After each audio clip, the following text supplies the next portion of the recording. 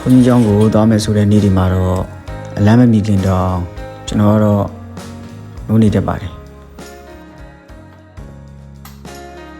ဒီနေ့တော့ကျွန်တော်ကိုရီးယားနိုင်ငံစူဝါမှာရှိတဲ့မြန်မာဘုန်းကြီးကျောင်းတစ်ခုကိုသွားခဲ့ပါတယ်အမှန်ဆိုဒီလိုမနက်စောစောကြီးထားပြီးတနေ့ရာကိုသွားဖို့ဆိုတာတာမန်နေ့တွေမှာတော့မလွယ်ပါဘူးဒါပေမဲ့လည်းဒီနေ့မှာတော့ဖုန်းအလမ်းမမီခင်တော့ကျွန်တော်လုံးနေပါတယ်ဒီနေ့ကအောင်ဆန်းကတ်မဲ့နေပါအောင်ဆန်းဆိုတဲ့စကားကိုကြားလိုက်တာနဲ့ကျွန်တော်စိတ်ထဲမှာမြန်မာပြည်ကမနက်ခင်းနေကိုတော့ရမြင်လာပါတယ်ကျွန်တော်ရဲ့အမေမနက်စောစောထားပြီးခင်းချက်နေတဲ့အတန်တွေဖျားသံတွေစောင်းလေးတွေကိုတခြားပြင်းနေတဲ့ပုံရိပ်တွေ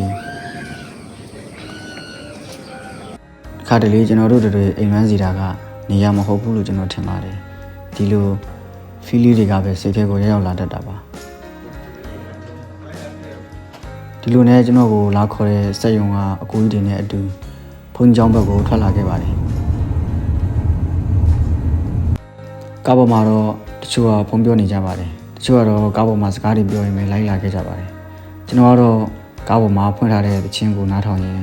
ကားပြတင်းပေါက်ကနေကိုရီးယားနိုင်ငံရဲ့မနက်ခင်း၄နာရီခွဲ9နာရီအလားကိုကြည့်နေလိုက်လာခဲ့ပါတယ်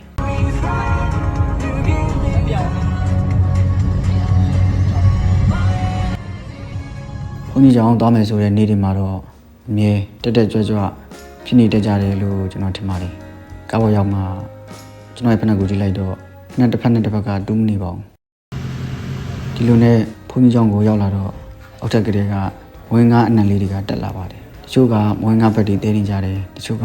ဝင်းကားဝိုင်းနေပြေးနေကြပါတယ်အဲ့ဒီမြင်ကွင်းကိုကြည့်နေရင်ကျွန်တော်သဘောကျမိလာပါတယ်မြန်မာလူမျိုးတွေကဘလောက်ပဲအလုံးများနေပါစေဘလောက်ပဲပင်ပန်းနေပါစေကုသိုလ်ဆိုတဲ့နေရာမှာတော်တော်လေးဆရာထက်သန်ကြပါတယ်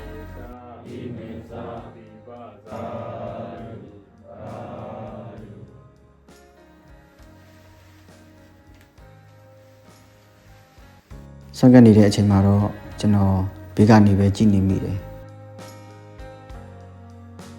ရုပ်တရက်စိတ်ထဲမှာပတိဖြစ်လာပါတယ်ကောင်းတဲ့စိတ်နဲ့တခုခုကိုအတူတူလုပ်နေတဲ့မြင်ကွင်းတွေကိုဘေးကနေကျွန်တော်ကြည့်ရတာ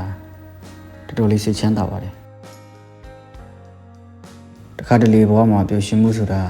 အကြီးကြီးတွေမဟုတ်ဘူးလို့ကျွန်တော်ထင်ပါတယ်ဒီလိုနတ်စောစောထားပြီးလူတွေအတူတူစုကြ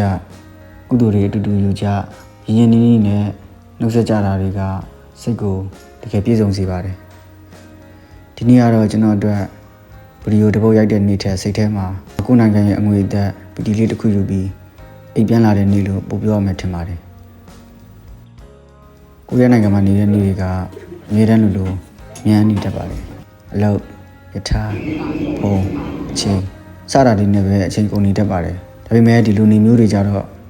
ဘဝမှာစိတ်ကိုမထွေသွားတဲ့အခိုက်အတန့်လေးတွေကတကယ်ကိုအရေးကြီးပါတယ်ပြီးတော့တစ်ခါတလေအိမ်ဆိုတာကကိုနေတဲ့နေရာမဟုတ်ဘဲနဲ့ကျွန်တော်တို့ရဲ့စိတ်ကိုနှွေးထွေးသွားစေတဲ့လူတွေအများကြီးရှိတဲ့နေရာမျိုးကိုအိမ်လို့ခေါ်တာကျွန်တော်ထင်ပါတယ်